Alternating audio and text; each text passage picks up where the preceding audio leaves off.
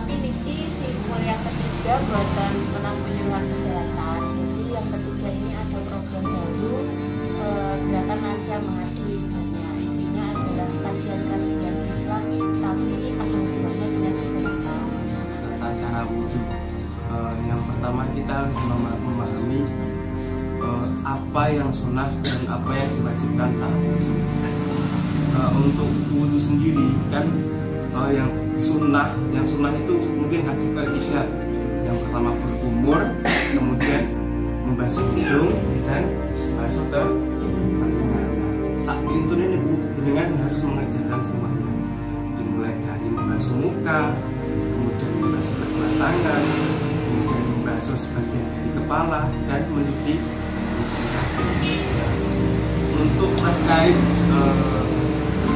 syarat sah wudhu sendiri ada beberapa dengan yang harus perhatikan. Yang pertama, wudhu ini benar-benar dikatakan sah ketika ada beberapa poin. Yang pertama, niku Islam.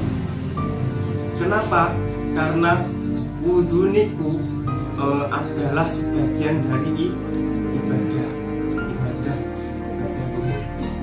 Karena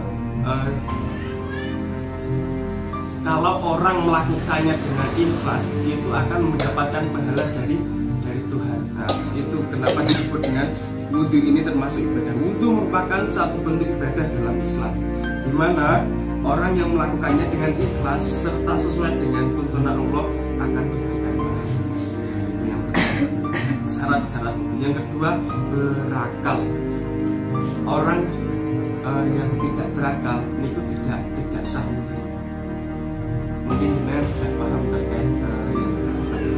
Karena orang gila nggak mungkin melakukan wudhu, soalnya dia tidak tahu tata cara wudhu baik dan benar, dan mungkin niatnya juga nggak akan bisa.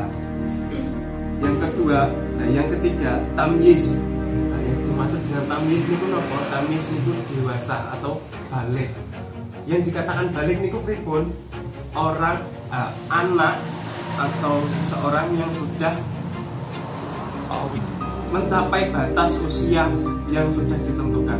Kalau saya dulu ngaji niku biasanya batas balik niku umur 15 tahun. Tetapi mungkin sekarang juga pendapat beberapa ulama niku dikatakan balik niku sudah mengerti baik dan buruk.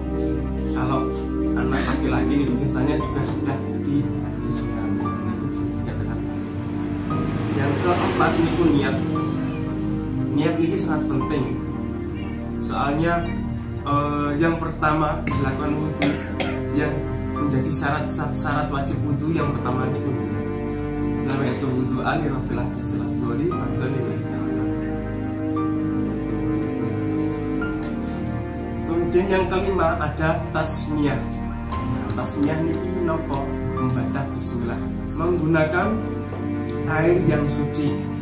Yang dikatakan air yang suci niku enten 3 kriteria yang tidak merubah sifat air. Yang pertama niku tidak merubah rasa, tidak merubah bau, dan tidak merubah warna. Ada beberapa daerah niku airnya memang warnanya kuning. Niku mboten napa-napa. Yang penting niku rasanya dan baunya niku masih dalam batas normal dan bisa digunakan dalam kehidupan sehari-hari. Yang ketujuh, menggunakan air yang mubah. Air yang mubah ini pripun? Air yang mubah ini air yang tidak berasal dari jalan curian.